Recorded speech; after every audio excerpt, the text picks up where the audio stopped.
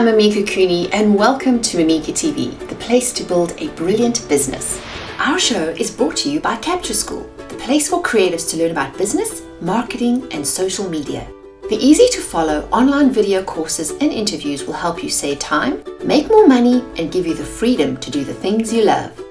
Go to captureschool.com and sign up today. This week we're talking about how to get better engagement from social media. Julia Doherty is the owner of Green Umbrella, a social media and digital marketing agency located in the UK. She was a finalist in the Most Innovative Woman of the Year, is the author of The 7 Deadly Sins of Social Media, and the soon-to-be released Online Marketing for Business Owners in Easy Steps. Julia ran a successful recruitment agency for many years, then went on to sell her company to a major national chain in 2010. She's an inspirational and exciting speaker who's clearly passionate about the world of online marketing. So welcome, Julia. Welcome to Mimika TV. I'm so excited to have you here today. Hello, and thank you for having me on. It's brilliant. Well, it's so nice to have a British lady with us today because we've had coming from Britain and having family who live there. It's so nice to hear a familiar accent. So welcome. I'm so glad. you definitely don't sound Yorkshire though. I don't sound Yorkshire. No, my mom and my sister are Yorkshire, but I still have my South African accent because that's where I was born, and it's hard to let go. But I'm now in the US, so that's why they call me a fruit salad. But anyways, less about me, more about you, love. Before we go have a cup of tea after this, let's get into the juicy bits. So now what I love about your story is how I met you is I actually saw your video on the Meet Edgar website where you were explaining about why you love the tool so much. And we'll explain exactly who Edgar is. But before we get into the juicy bits, give us a little bit of a backstory. How did you get involved in business and social media and social media marketing in the first place? Okay, well, my background is recruitment. As I say, I've worked in the recruitment industry for the last 20 years. And I had my own business, which we set up in 2003, recruitment agency. And as you can imagine, things were really tough as soon as the recession hit. And no one was recruiting staff. If anything, they were sort of doing the opposite and making people redundant. So I had to look at new ways of marketing my business. So what I started doing is I started getting into Facebook and Twitter and LinkedIn and all that sort of thing. And that I made it really successful. It means that our marketing budget we could download, as in we weren't publicising on the newspapers and that sort of thing every single week. And then one day I said to my husband, I really want to buy a trailer tent. Oh, what? I hear you ask. I'm really into camping. I love the outdoors. And my husband hates it. And he said to me, Julia, he says, you're not taking the money out of the business for a fad. And I says, right, okay. He says, but he says, if you want to raise the money yourself, you go ahead. So this was like the tail end of the December 2009. And I thought, right, okay, apart from recruitment, what else am I good at? And I thought, when you've done, I don't know if you have B&I over there. Yes. So I've been in B&I for 7 years. I'd done FSB, Federation of Small Businesses, and all these breakfast networking lunches. I thought, okay, what I'm going to do is I'll get all these people in a room and teach them how to use Facebook, like I've been doing for my business, and Twitter and LinkedIn. And I had a goal at the end of the February. The Camping and Caravan show was about to launch in Birmingham. And I said, right, okay, so I had my goal of when I wanted to do this, get my camping and trailer tent. And that's what I was doing. I was teaching people Tuesday nights, Thursday nights, Saturday mornings, how to use Facebook, Twitter, LinkedIn. I got my trailer tent, so I was well happy. And then everyone was saying, right, when you're doing your next set of workshops, Julia? And it was like, right, okay, this was not intended to be a business whatsoever. And that was it. So it sort of went from there, really. So you you sold your recruiting business, and then you got your money for your fad and your hobby. How fabulous! Yeah. So I tell you're a woman on a mission. When you want something, you go out and get it, right? Yeah. So my husband says. So then you sold the recruitment business in 2008. Now you mentioned in your notes before that that was a really hard time to be selling it. So you sold it in 2010. So tell me a little bit about what did you do to make it sellable? Well, the first thing was from a social media point of view. When you look at job boards and things like that, it's so expensive. And we was using Facebook, we were doing like 32 banana pickers needed. Do you know anybody who wants people? And they were just sharing it left, right and centre. The Silverstone circuit, for those Grand Prix fans will know exactly where Silverstone is. We supplied the Grand Prix every year, and we would just do it all through Facebook. So our costs were coming down. And there were 8 recruitment agencies in the small town of Daventry where we were, and they were going pop, pop, pop, and I was just getting more and more market share. So my business was going up in a recession. It was just crazy. And there's some new legislation that came in, and to be honest, you know, I was just oozing this social media stuff, and these workshops were really taking off, that we decided to sell up. So we made a very nice profit. Thank you very much. Green Umbrella's been live full-time now since 2012, and we've got, I think it's 17 staff now, so it's a good little business. Oh, that's awesome. So you have less costs, higher profit margins. That is the best place to be, honey. Congratulations. And it all started with the trailer. Oh, I'm inspired. Cool. Yeah. I sold the trailer tent now, and we've got a posh caravan. Oh, nice. We're living up at it and getting better things, hey? Absolutely.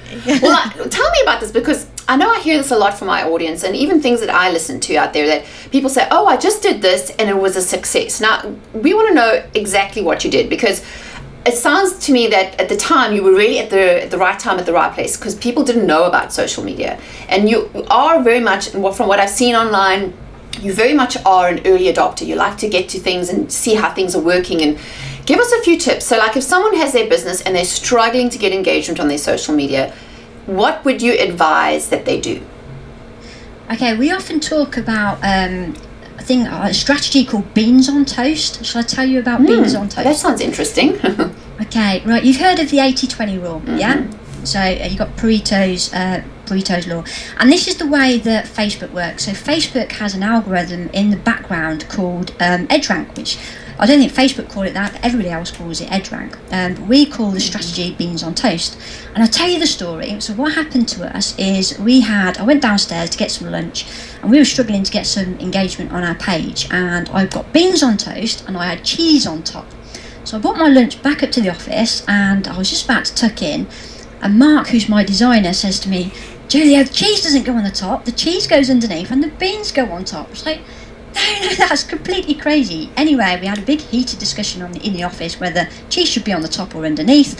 Anyway, I took a picture of my lunch, whizzed it up to our Facebook page, and I'm not kidding you, there was something like 89 people talking and debating whether beans on toast, cheese should be on the top or underneath. But from that, I saw all this engagement on our 20% stuff. So the 20% stuff, you should be posting, at least 20% of your posts should be things that are ideally going to make you money.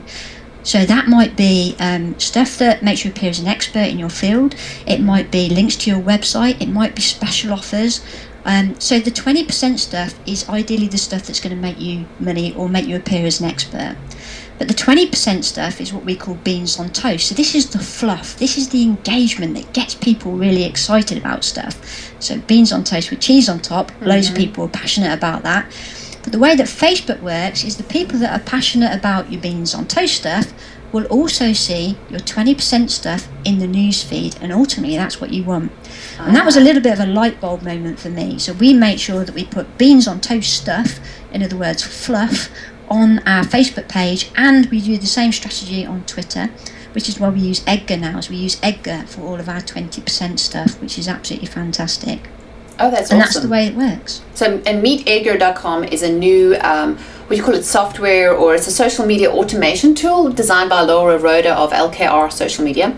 And I was also recently signed up to it and compared it to some of the other things. And wouldn't you say the nice thing about that is repurposing content, because we don't know who's seeing our stuff anymore. It's almost like nobody's seeing it. Do you know, I think it's the mindset of, you write a blog article and then you post that on social media, and then you write your next blog article and then you post that on social media. But I really suggest using a tool called Buzzsumo. So buzzsumo.com, if you put your website into Buzzsumo, it will tell you what your most popular articles are. And that's the sort of stuff that I'm putting now into Meet Edgar. So I've got some really strange articles on there that I really didn't realise that were as popular as they are. Things like Inbox Zero, how to create. I did an article, so I'm a big fan of making sure I've got no emails left in my inbox every day, and I never have them open. I only open them 3 times a day. I wrote a blog article on that, and that's one of my biggest hit articles. Another productivity one, such as how waking up early has enriched my life, and articles like that. But I've started regurgitating those using Me Edgar, and suddenly, the traffic to my site has just gone crazy. Well, that's a great idea, because that's the thing is I'm all about automation and delegation. How can we get things done quicker, cheaper, and faster without driving ourselves completely nuts? So that is an awesome social media tip, and we'll have all the links below the video that'll give you some, of all the tools that we're talking about. But before we get on to the next tip, let me mention that Julia is kindly donated to this week's goodie giveaway, which is something I want to. It's a free digital assessment worth £99, and she's going to go over your website, social media platforms, and tell you what you're doing wrong. Well, why don't you tell us what it's about? Okay, so we do a digital assessment. Usually it's £99. I have no idea how much that is in dollars. I just double it. It's called 1.5, maybe like, $150. Wow, $150. See, you're saving loads of money already. So yeah, digital assessment for us is we look at your website. And the main reason we look at your website is that most people come to us for social media advice, but there's no point in doing social media if you're driving traffic to your website, and then you're not getting those all important conversions when you get there. So we have 10 things that we're looking at, and this is purely educational. It's not a sales pitch at all. You'll get some baby steps right at the end, as in this is priority for you. You need to be doing this first, and then we'll go through Facebook, Twitter, LinkedIn, Pinterest, Google+, and we've got 10-point checks on every single platform. So there are things that you might not even have known about that you'll get some advice from. So that's what we're offering today. Yeah, and that's awesome. And if you want to win this assessment, you've got to be in it to win it. So scroll below the video and enter our giveaway. You only have 7 days to enter, so you've got to make sure you hustle and get going. So now we've covered that. Now, I always love the actual tools and the tips of how we can actually do this. So give us some tips for Facebook. Okay, probably the best place to start is using the Likealizer score. Have you ever tried Likealizer? No, I haven't. Okay, I'm learning something. So if you go to likealizer.com, it's a free assessment tool. I'm big into free, by the way. If there's something you can get out there for nothing, then why not at the end of the day? So big free tools works really well. Try the Likealizer score, and it'll give you a score out of 100. And it'll give you an assessment. So it will say you haven't put milestones on your business. So you think, great, okay, I'll put milestones on the business, and then your score goes up a little bit. So you're trying to get a score out of 100. And it might say the posts you're doing are too long, you need to shorten your posts. It might say you need to do more images on your posts, put more videos on there. The algorithms within Facebook are changing all the time. So there was, new algorithms just came out last week, which was all about, not last week, a couple of weeks ago, which is all about videos. So, if you're uploading videos direct, that's all good news, and they're guaranteed to appear in the news feed. Things like using the word congratulations. Which is really random.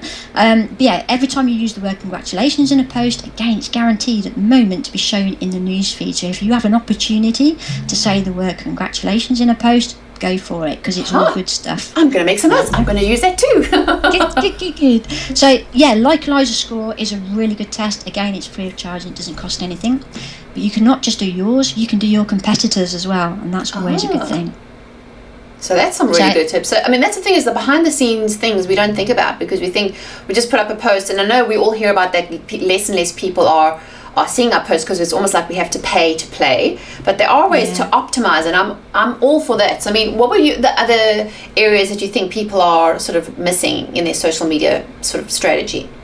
There's another really good tool actually that we use to assess people's websites. Have you heard of HubSpot? Yes. Yeah, HubSpot are great, and they've got a tool called marketing.grader.com. So that's marketing.grader.com.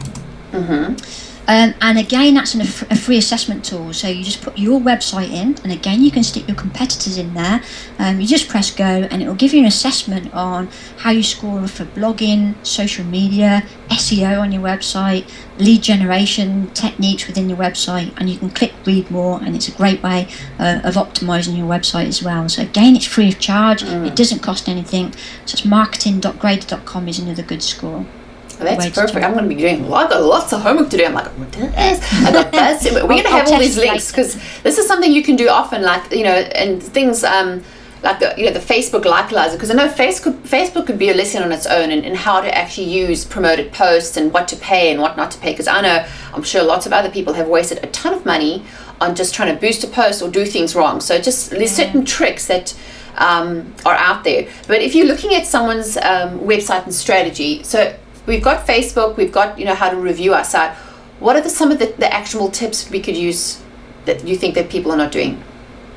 The people aren't doing on Facebook, yes, or any well, in general, because I think I hear this a lot. It's like it's a social media overload. Like there's so many platforms. What would you say about? Are you also one of those who will pick one or maybe one or two and really own that?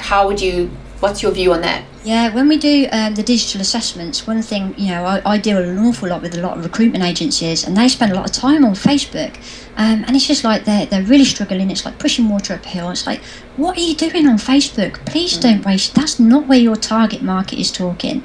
I'm a much bigger fan of spending time on perhaps one or two platforms and just doing those really, really well. There's no point in spreading yourself so thin. There's always a new social networking site that's happening just around the corner. So find out where your target market are talking, and that's where you need to spend time. Otherwise, you're just diluting what you're doing. Or the other thing is too much automation. I think people just automate everything and then they completely forget. The world's worst sin is people that have Facebook linked to Twitter. So anything that they put on Facebook just gets posted. And to me, it's just like they don't care about Twitter. And you can see it a mile off as well, because it will say fb.me and then it's got the Facebook links. So message out to everybody, if you've got that, please turn it off. I actually did a video on it on my YouTube channel, how to turn off the Facebook, because a lot of people don't know. They set it up in the beginning, but then they've forgotten how to actually turn it off. So there is a free video there on my YouTube channel of how to do that. Well, that'll be great, because I know I did that too until I started using like Buffer app or Meet Edgar. So it actually posts individually, but I've also made those mistakes of thinking, well, this is what I want to say, and just putting the same message on all platforms. Now, tell us a little bit about why that's not a good idea. Why everything has to be... Yeah, that's another deadly sin. Yeah. So at the end of the day, it's different languages. If you're retweeting things, if you're putting hashtags in things, it doesn't necessarily work on different platforms. You can put cheesy beans on toast type things on Facebook and perhaps a little bit on Twitter, but that doesn't work on LinkedIn. Things like really good images work on Facebook and Twitter and Pinterest, but they don't work on LinkedIn either. It's different markets work in different ways, and it's different languages. If you're just automating it, you can't tag people in properly. Right. So, on LinkedIn, you can tag people so they get a little notification. Different platforms work in different ways, and you should create your content for that individual platform. So if I have all these social media platforms, are you saying it's better that I actually don't have a presence in any of them, or is it good just to at least have my name out there, or should I not even be bothering with them all? I would certainly say, nab the URLs, so get the URLs for the different Facebook, for the different social networking platforms. But if your target market is not in there and you're not nurturing that account, then it's probably not worth having the account in the first place. So what we're saying is trying to be somewhere and owning where you are, so you can actually create an engagement. Because we mentioned this before we recorded, is that social media is like a relationship, would you say? Actually being there, being present, and having the communication from a real person. That's right, yeah. I use certain tools to block out noise. So we use Tweetbot. I don't know if you've used Tweetbot at all for Twitter, so you can block out particular keywords. So I don't want to see things from Paperly or certain hashtags, so I can just block that out. It's talking to real people. Using lists within Twitter as well is a fantastic way of making sure that you're talking to your key target market. So literally, be there. Talk to people. Don't forget the word social in social media. Exactly. And I think that's a big thing we forget, is that we are people talking to people.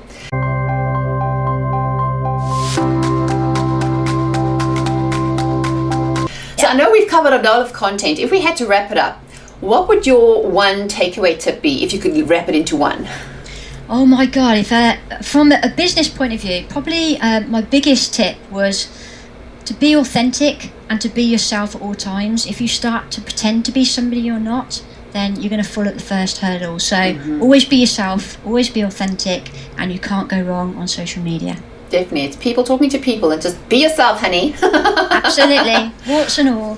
Well, I mean, those are some great tips. And I know we didn't even cover a lot of the other platforms, but this is what we're going to reserve for another day. So like we mentioned earlier, we're going to have more information below the video. And if you like the video, click to subscribe and share it with your friends. I know there's somebody else you know that needs to hear what Julia had to share today. And if you want more free resources that I only share with my newsletter community, go to mimikacooney.com and click the freebies tab. I always have some great marketing goodies there that you can grab, like an ebook and toolkit that I'm regularly updating, because I'm also, like Julia, totally love the online marketing space and how to get more engagement and more clients. And if you want to, if you've learned anything, share your comments. We'd love to know what your aha moments, any sort of takeaway tips, what you're going to use in your online marketing and social media strategy. We love to know what everybody's thinking, so we can make more relevant content. And remember to reach out to Julia. Go and stalk her on Facebook and on social media. Tell her you saw her on Mimika TV, and say thanks for her great tips. And definitely go visit her website. What is your actual website URL?